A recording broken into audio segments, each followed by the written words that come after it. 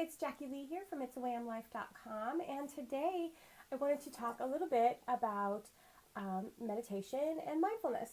I have been doing meditation probably for a couple years now, and when I started, I just basically sat and listened and paid attention to my breath, and that worked, but it was really, really hard for me to stay focused. And yes, I know that meditation is all about that moment when you realize that you have strayed and your thoughts have wandered, and then coming back to, whatever you're focusing on.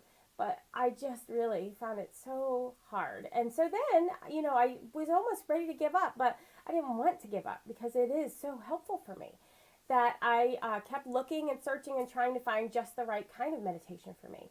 And I found malas. I have one. I'm wearing one right now. This is the one I kind of just wear to keep me mindful during the day.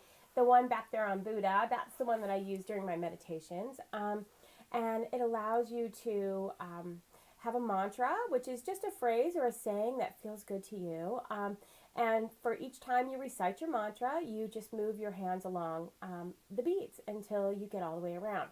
There's 108 beats, so you say your mantra 108 times. And really, you only need to do it 100 times, but they give you 8 extra beats because they know that your mind's going to wander. So I love my malas and doing mantra meditation. But then for Christmas, I got this little gem. This is a singing bowl. And, it was a kind of a funny story because I've always kind of wanted a singing bowl, but it was never really high on my radar. But I saw this one on Buddha Groove, and I'll put a link below to this bowl. And I just put it on my wish list, and somehow I had it connected to Facebook. And my mom saw that I put it on my wish list, and she got it for me for Christmas. How awesome is that? So the thing about this, I was like, well, gosh, I don't even really know what to do with this thing.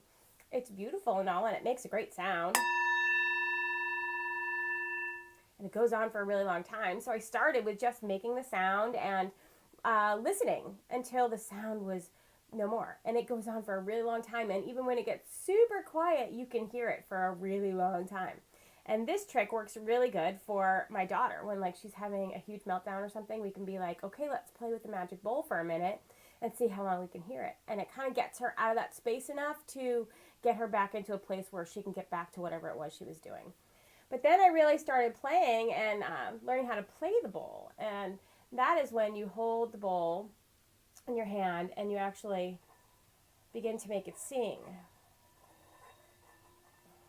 Can you hear it? It's coming. There it goes. And what I really love about this, you hear that right there, that clatter? When I first started playing, all I could do was make it clatter. And I was like, what the hell? This bowl is broke. But of course, it's never the bowl. It's always you. So I went on YouTube trying to find out why I couldn't make my bowl sing nice, and it was just clattery. And there were some suggestions, and so I tried those suggestions, and sometimes they worked and sometimes they didn't. And what, after some time, I realized was that every time my thoughts wandered away from the bowl, it clattered. And so as soon as I had that little aha moment, I was like, oh. And so then it would clatter, and I'd be like, okay, where are you? Where are your thoughts right now? And I'm like, oh, yeah, I'm thinking about something else later today or something that happened yesterday. And sure enough, every time my mind wandered, my bowl clattered. And so it was a super duper boom, you're off the path here. Get back. It was a super audio indicator of when my thoughts were wandering. So that has been my experience with the bowl, and I am just enjoying it so much. I start now my morning meditation doing a little bit of time with the bowl, and I don't know if this is the way you're supposed to do it, but this is the way I'm doing it, is that I've started counting how many times I can get around the bowl while it's singing without clattering, and I shoot for 5, and then today I got to 10, and I was pretty excited about that. But it just really has been super duper helpful to keep me aware, because even when I'm using my mala, my mind wanders and I'll be 10 beads away still saying my mantra, and I'm just like, oh my gosh, I totally wasn't here at all. So this one really helps me get back much quicker because boom, there's that clatter and it's really loud and jarring. So that's it for today. This is my beautiful meditation bowl, and it's just another piece of my meditation practice that I've added that I'm really enjoying, and I thought I would share with you. If you would like to look at bowls, Buddha Groove has some nice bowls, and there's some other places that have great bowls too, and I'll share a link to this bowl so you can have a look at it. And I hope you have an amazing day and stay mindful and have an amazing day. Bye.